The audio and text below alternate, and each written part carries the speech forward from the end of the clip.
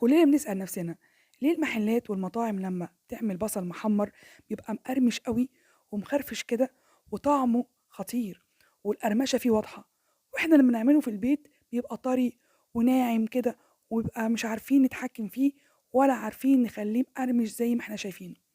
السر في حاجة بسيطة جدا وسهلة جدا وممكن تعمليها في دقايق وانت واقفة في المطبخ. أهم حاجة تتبعي الخطوات.